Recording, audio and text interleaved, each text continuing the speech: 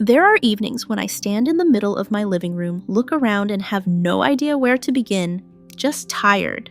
I don't hate cleaning, but that feeling of tidying up only to see everything messy again, it wears you down, like chasing something that never ends.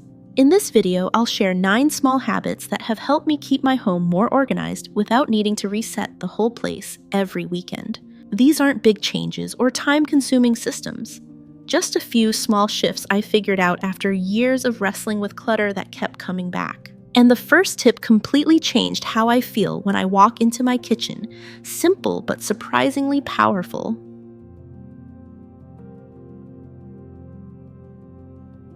Let's start with one of the biggest silent clutter magnets in our home's flat surfaces. You don't always notice it right away.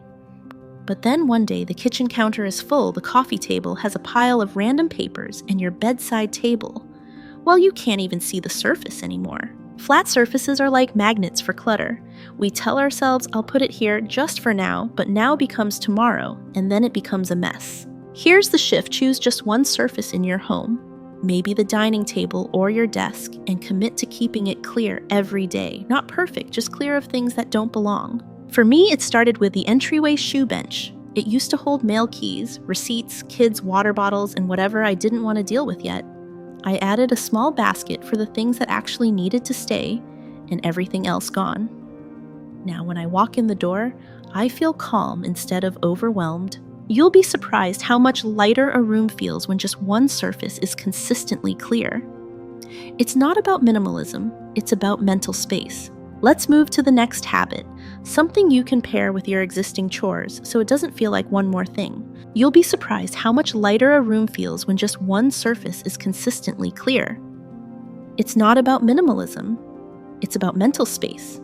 And if that idea clicked with you, how one simple shift can change how a room feels, then tomorrow's video goes deeper. I'll walk you through the tiny habits that quietly keep your home feeling calm and under control without you having to tidy all day.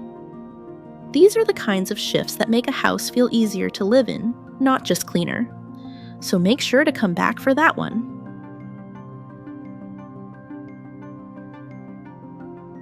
Next, let's shift to a habit that fits into your day without needing extra time. Most of us don't have a free afternoon to finally get organized. And even if we did, we'd probably spend it doing laundry, answering texts, or just trying to sit down for 5 minutes. So here's the trick: stop treating decluttering like a separate event. Instead, layer it onto things you're already doing. You're already putting away dishes. Take 2 minutes to wipe the silverware drawer and pull out the extra chopsticks you haven't used in a year. Folding towels, glance under the bathroom sink, toss the half-empty cleaner bottle you keep skipping over. The other day, I was restocking toilet paper under the sink. I noticed 2 old spray bottles behind the basket. It took less than a minute to check them, toss them, and wipe down the shelf. That's it, no special decluttering time needed. The beauty of this is it doesn't feel like a big deal. You're already in the space, your hands are already moving. All you're doing is making one small upgrade while you're at it. Next, we'll make it even easier by shrinking your to-do list into something your brain can actually say yes to.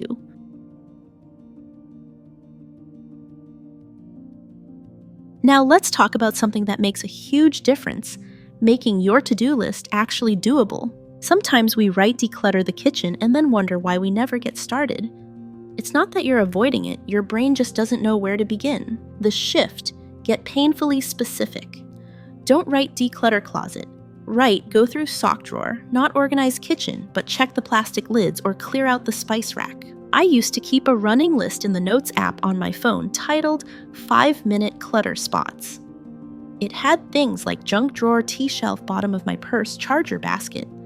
That way, even on tired days, I could pick one tiny task and actually finish it. And the best part, finishing feels good, way better than starting something big and stopping halfway.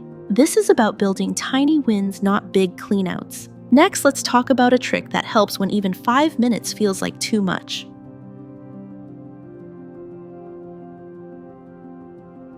This next habit is for the days when you have zero motivation but still want to feel a little better. There are days when even folding laundry feels like a lot. You look around, you know things need to get done, but your body just says, Not today. That's when I use the 15-minute trick. Set a timer just 15 minutes. Pick one spot. Play music if it helps. And then move not to finish, just to start. One evening I was so drained, but the dining table had turned into a drop zone, art supplies, unopened mail, random toys. I told myself, just 15 minutes. Timer on music playing, I started sorting. By the time the timer buzzed, the table was clear and I'd even wiped it down. It wasn't perfect, but it felt like a breath of fresh air. It works because 15 minutes feels doable even on the worst days. And often, once you start, you end up doing more than you planned. Let's take this momentum and bring it into a place that drains a lot of us daily, the closet.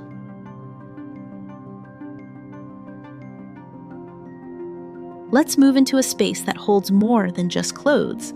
Often it holds pressure and decisions we don't want to face. There's nothing more frustrating than standing in front of a full closet and thinking, I have nothing to wear. It's not that you don't have clothes, you just don't have the right ones for how you live now. Here's the shift aim for a closet where 80% of the clothes fit your actual everyday life. Not the just-in-case life, not the if I had more energy life, the one you're living right now. For me, that meant finally letting go of half my blouses and dress pants. I work from home, I run errands, I go on walks. I need soft tees, comfortable jeans, a few things I feel good in, not 7 versions of a life I no longer lead. Start small, pick one section. Maybe it's just shoes or tops. Ask, do I wear this at least once a month? Would I choose this today? If not, it's probably just taking up space and stealing energy. When your closet reflects your real life, getting dressed becomes one less decision you have to fight through. And speaking of things that pile up quietly, let's talk about paper.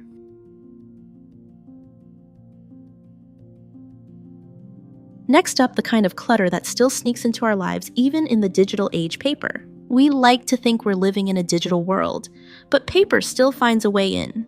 Receipts, school forms, delivery slips, random notes, they pile up in corners, drawers under fridge magnets. The trick isn't to go fully paperless overnight. It's to build tiny systems that stop paper from taking over. In our house, we have one small tray in the kitchen for mail that needs attention. Everything else, junk ads, empty envelopes, go straight into recycling. If it's a receipt I might need, I snap a photo, then toss it. No, I'll sort this later piles. I used to scribble grocery lists and reminders on loose scraps of paper, which always got lost. Now I use one small reusable notebook. I jot everything in it, and when a list is done, I wipe the page clean. One notebook, no more flying paper all over the kitchen. Is it perfect? Nope. But now paper has a place, and when something has a place, it's far less likely to become clutter. Next, we'll tackle one of the hardest parts of decluttering, not the stuff itself, but the feelings that come with it.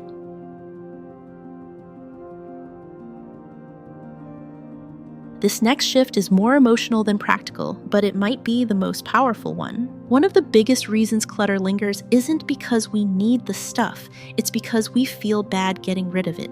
The sweater we never wore, the gadget we thought we'd use, the gift we didn't like but don't want to seem ungrateful about. Here's the truth, guilt is a feeling, not a storage solution. I used to keep a juicer on the top shelf of my cabinet for 3 years. It was expensive, it was barely used, and every time I saw it, I felt bad. But the only thing that changed after I let it go, I felt lighter. No more guilt staring me in the face every time I opened that door. If you're struggling to let go, try this. Ask a friend to help. Let them hold the item while you decide. Studies show you're more likely to release it if you don't physically touch it yourself. And remind yourself you're not wasting the item by letting it go. It was wasted the moment it stopped serving you. Now, let's look at a habit that doesn't involve letting go, but stopping things from coming in to begin with.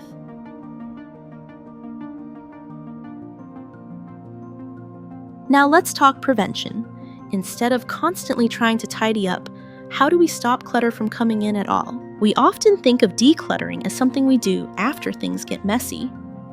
But the truth is, the easiest clutter to deal with is the one you never bring home in the first place. Next time you're shopping online or in store, pause for one moment and ask, do I want to own this, or do I just want the feeling of buying something? Where will this live in my home? Am I ready to take care of this item, clean it, store it, see it every day? I used to bring home cute storage bins thinking they'd fix my clutter. Turns out I was just collecting prettier containers for things I didn't even need. Now I buy much slower, and with one rule: if I can't name where it will go and how often I'll use it, I don't buy it. This shift has saved me money, space, and hours of cleanup I no longer have to do.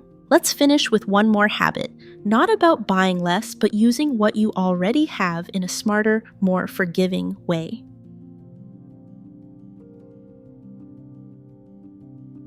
Finally, let's look at how to make your home work for you, even if it's not big, new, or perfectly organized. One of the biggest lies we tell ourselves is, I can't get organized because I don't have enough space.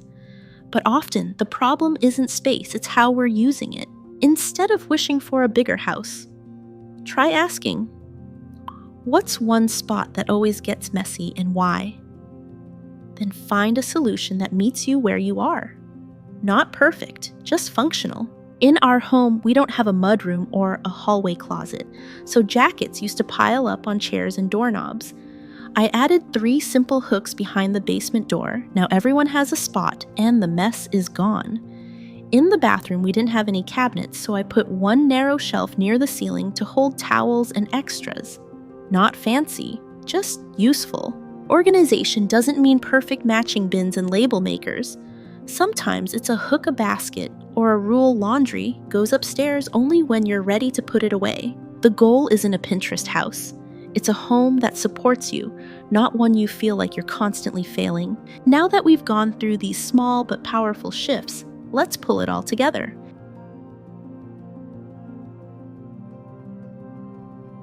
Next, I used to organize everything in my home by category, all the candles in one bin, all the table linens in another, and all the random serving dishes shoved into that cabinet I tried not to open too often. But I found myself constantly digging through things I didn't need for months at a time. Like holiday mugs in May, pine-scented candles in the middle of summer.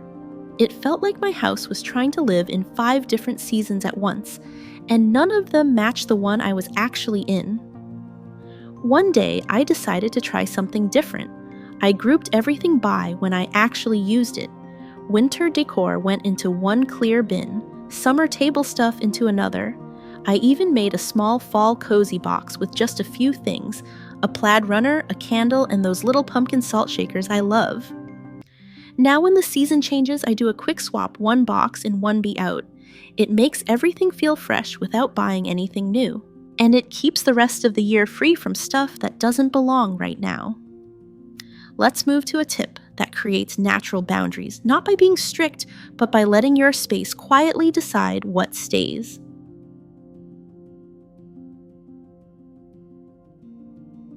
Instead of only looking at what to declutter, start by noticing where clutter constantly reappears. These are your friction zone spots where systems are breaking down. In our home, it was the kitchen corner where reusable shopping bags, lunch containers, and water bottles piled up. No matter how often I tidied it, the mess came back within days. So I stopped organizing it. Instead, I studied it. Why was it messy? Because we didn't have a designated place to dry or store lunch containers after washing them. The solution wasn't another basket, it was adding a drying mat and giving each bottle a shelf space. This tip isn't about removing items, it's about studying the why behind the chaos and building systems that reduce daily resistance. Once you fix the friction, the mess usually stops repeating itself.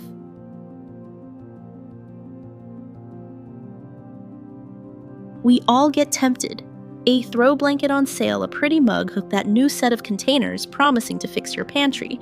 But here's the shift. Instead of buying it right now, I drop it into a running wish list on my phone called Things I Thought I Needed. I note the date where I saw it and what I thought it would solve. Most items I forget about them, or I later realize I already have something similar. The act of writing it down gives my brain the satisfaction of keeping the item without actually bringing it into my home. And every so often, I'll go back through the list and laugh. Half the things I wanted were emotional comfort, buys, boredom, stress, or just a pretty distraction. This little list has saved me money space and hours of organizing things I never really needed in the first place.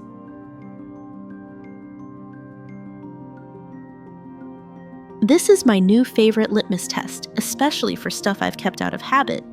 I ask myself, if I were staying in a cozy Airbnb for 1 week, would I pack this? Would I pack this hoodie? Would I bring this night cream? Would I need this kitchen tool? You'd be surprised how clarifying this question is. If it's not good enough to make the cut for 1 peaceful week away, why is it taking up space in your daily life? I once had 3 spatulas. 3. But only 1 made the cut when I asked myself, would I bring this to a rental kitchen? The others were worn out, awkward to use, or just there. This test helps you reconnect with what you actually use and quietly let the rest go.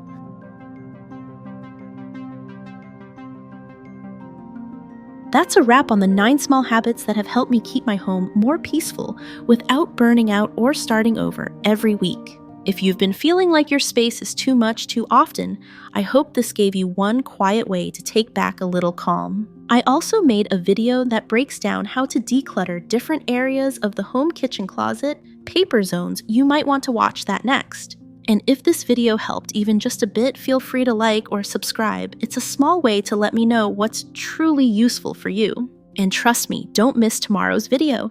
It's packed with simple shifts that quietly keep your home feeling clear, even when life is full. If today was about creating space, tomorrow is about helping it stay that way without constant effort or overwhelm. These are the habits I wish I'd started sooner, so I hope I'll see you there.